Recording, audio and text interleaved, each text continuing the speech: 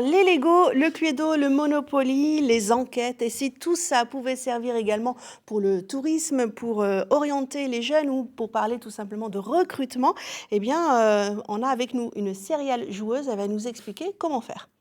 I said, oh my God, I see you walking by.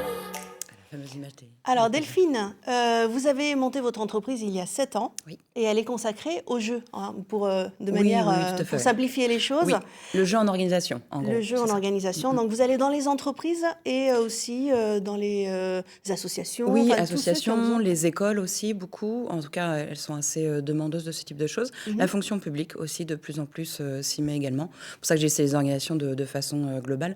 En général, c'est rarement dans leurs locaux. En général, c'est dans le cadre d'un séminaire qui va être sur une journée, 2, voire même 3, D'accord. parfois. Et puis, c'est un programme qu'on leur propose, quoi. Et vous, Ça dépend du l'idée, c'est contexte. de finalement rendre de manière ludique le contenu qui peut être Oui. sérieux de cette organisation qui fait appel à vous. Oui, oui, c'est ça. En fait, il y a plusieurs contextes. Les contextes les plus récurrents sont souvent de l'intégration, par exemple, de nouveaux collaborateurs, collaboratrices, ou même parce que l'écosystème de l'entreprise a été bougé avec un manager qui a changé ou une direction qui est changeante. Donc, c'est un peu la vie quotidienne et puis recréer du lien comme d'habitude.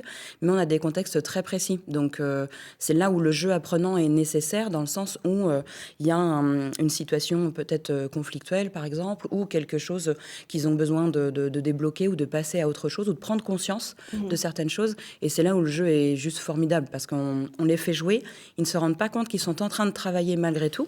Donc c'est génial. Et puis alors les gens, quand ils sont à jouer, c'est parti. Et ça ment pas. Enfin, ils sont vraiment En à fait, on fond, révèle notre comme des enfants. personnalité. Oui, On enlève clairement. un peu la casquette de notre poste. Oui, Et, et puis alors il y a des challengers à fond, quoi, pour le coup. On a vu des fois, même pour récupérer des pièces de Lego, il y en a qui ont des diplômes en plaquage au sol, hein, vraiment, pour obtenir des pièces.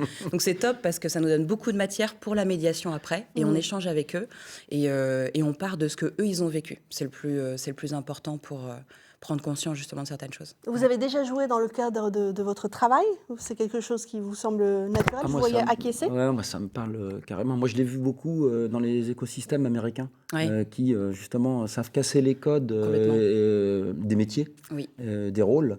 Et ils savent le faire dans un milieu professionnel tout en gardant de l'exigence. Donc, moi, ça me parle complètement. Je pense qu'aussi, le jeu, c'est un vecteur de créativité parce que Oui, ça aussi, permet de le lâcher prise. Ce que vous expliquez là, le lâcher prise, voilà, ça c'est. Le plaquage au sol. Le plaquage. C'est Non, le mais lâcher prise. on triche pas au jeu. Enfin, on peut tricher, bien sûr, Oui. mais voilà, on est comme on est et c'est un lâcher prise qui est salutaire. Enfin, moi, dans les écosystèmes que j'ai vus, c'était vraiment. Voilà, Ça fait du bien. Ça fait Ouais. du bien. Mais en tout cas, il y a un enthousiasme naturel à jouer. Alors là, on a parlé des entreprises, mais vous intervenez aussi lors d'événementiels, par exemple, Oui. pour un salon pour l'emploi, Oui. pour justement rendre ça peut-être un peu plus ludique Complètement. et intéressé pour les postes. Vous intervenez également. Mais en fait, c'est qu'il arrive parfois que certaines personnes se disent que le concept qu'ils ont à l'heure actuelle est peut-être encore trop figé, trop restreint. Effectivement, pour de l'emploi, ça m'est déjà arrivé qu'on me fasse une demande de ce type-là. Tout simplement parce qu'ils se disent, mais comment est-ce qu'on peut rendre ça plus sexy, quoi, en gros. Et finalement, aider, parce que le fait de ludifier aide aussi parfois à ceux qui viennent, par exemple, chercher un emploi, à avoir un prétexte de meilleure qualité d'échange avec les personnes qui sont sur le salon.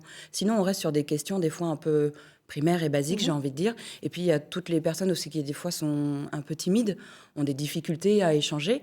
Le fait d'avoir un jeu, en fait, entre les mains, entre guillemets, bah, c'est un prétexte pour pouvoir avoir des questions plus pertinentes, plus efficaces aussi.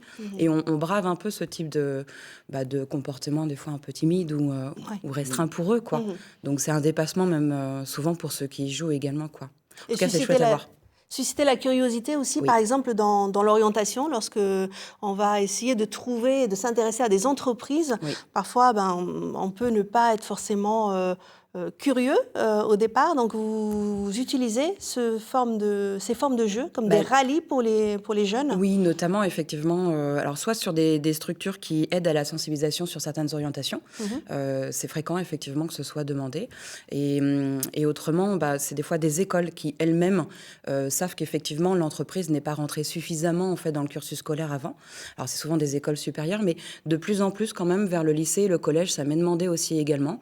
En gros, faire revenir l'entreprise de plus en plus dans le cursus scolaire, d'autant qu'on a énormément en fait d'enseignants qui sont hyper preneurs de ça, qui Et donc, adorent ça veut dire que vous l'intégrer dans le créez, programme. par exemple, un escape game, un rallye, Alors ça une dépend. enquête. Oui, c'est vrai que Comment l'escape est-ce game, que... pour le coup, c'est Voilà. ce qui est le plus utilisé Et c'est ce qui parle le beaucoup plus aux connu. jeunes. C'est vrai, mais le jeu de piste aussi. En fait, Ouais. ça sert à rien de réinventer l'eau chaude, j'ai envie de dire. C'est des mécanismes qui existent et qui sont forts et bons. Et c'est pas la peine, en fait. C'est le contenu qui va bouger. Donc le contenu, moi, j'en suis moins maître dans le sens où je vais leur demander qu'est-ce qu'ils ont besoin, qu'est-ce qu'ils ont envie de faire connaître, c'est quoi la finalité, avec quoi les gens ont envie de partir, ce qui nécessite parfois en plus de l'interview. Donc j'ai un peu des petits moments d'enquête, échanger avec des gens qui ont envie de me parler de tel métier ou de telle orientation. C'est passionnant en plus parce que des fois Oui, vous changez d'univers tout le temps. oui, c'est ça. Puis je suis avec vraiment des fois des métiers qui me parlent pas du tout. Mais c'est hyper intéressant parce que le mécanisme est toujours le même et je m'appuie sur une pédagogie très précise et notamment aussi sur tout ce qui est la théorie des jeux, qui est vraiment le principe d'aider en fait tout individu à la coopération. Donc comment est-ce que l'on fait pour faire ça en fait de façon collaborative avec d'autres personnes? Donc souvent c'est un principe en équipe, ce n'est pas de façon individuelle. Ouais. Donc ça crée aussi Ça du favorise lien la avec les cohésion, participants. Complètement. du coup, et le lien Ouais. entre personnes. C'est ça. Mm. Ouais, Et ouais, se tout à fait. découvrir aussi, finalement. Alors, pour ceux qui sont à vocation effectivement d'orientation, c'est souvent, il y a un objectif de développement personnel. Il est vrai qu'en entreprise, on le fait beaucoup aussi, sur l'écologie personnelle par exemple, la psychologie positive. On met beaucoup de neurosciences en fait dans les jeux. Donc forcément, on a des apports qui sont assez récents aussi. Enfin, on s'appuie sur ce qu'on a découvert ces 30 dernières années, quoi, tout simplement. Hein. Et Donc, est-ce c'est que chouette. c'est facile, par exemple, on vient et on vous propose de jouer avec vos collègues, est-ce que vous le feriez? Ah oui, personnellement, oui. Oui. Oui, tout à fait. Ouais. Alors, on en parlait tout à l'heure avant l'émission. Enfin, moi, je travaille là pour Nantes Gestion Équipement et on organise régulièrement des journées managers ou des journées cadres. Et les journées se terminent toujours par un temps convivial, soit des jeux, soit des choses très simples, hein, partie de palais, fléchettes. Ouais. Voilà. Et en fait, moi, C'est je trouve idéal. que ça crée du lien entre les personnes, Mhm. au-delà du monde du travail. Hein. Et ça permet, je trouve aussi, quelque part, de fidéliser les gens dans l'entreprise. Donc D'accord. oui, enfin, personnellement, je m'y prête très facilement. Ouais. Est-ce que c'est rentré un peu dans les mentalités Bah, françaises? Dans le Grand Ouest, oui, en tout cas. Enfin, en tout cas, moi, c'est plutôt le secteur sur lequel je suis. J'avoue que il y a 10 ans, c'était un peu complexe. Il fallait convaincre absolument que ce n'était pas destiné uniquement à l'enfance, mais que justement, c'est parce qu'on s'appuie sur l'enfance et qu'on sait que c'est le principe fondamental en fait du cerveau. C'est que comme ça qu'il apprend certaines choses et que les notions, elles sont nettement mieux apprises de cette façon-là, que finalement, il y a un peu moins besoin de convaincre. Bon, après, on a toujours une ou deux personnes qui nous disent oui, mais vous savez, moi, le jeu, mais en fait, ils rentrent dans le jeu Ils très rentrent facilement. dedans. On a vu quelques images là avec un smartphone et dans les rues de Nantes, Oui. c'est le jeu à la nantaise. Donc C'est là, ça. c'est un jeu pour découvrir une ville. Ça peut aussi être. Alors oui, un c'est un côté, jeu que j'ai créé il y a mhm. un an avec les conditions qu'on avait qui étaient beaucoup trop restreintes. C'est-à-dire qu'à l'anniversaire de mon entreprise en fait qui a lieu en mars, habituellement, j'ouvre mes jeux en fait au grand public.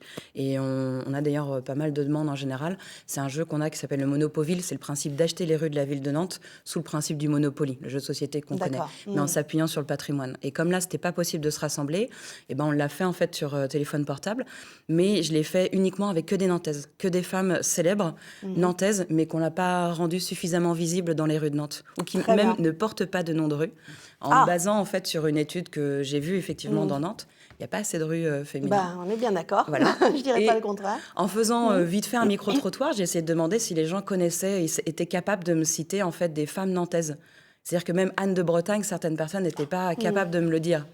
Donc je me suis dit, Là, au allez, hop, moins, du coup, avec ce on va jeu-là, faire ça. ça permet C'est ça. d'y aller progressivement. tout Bah, à fait. bravo en tout cas, merci. On a bien envie de jouer avec vous, effectivement. Avec plaisir. Alors, si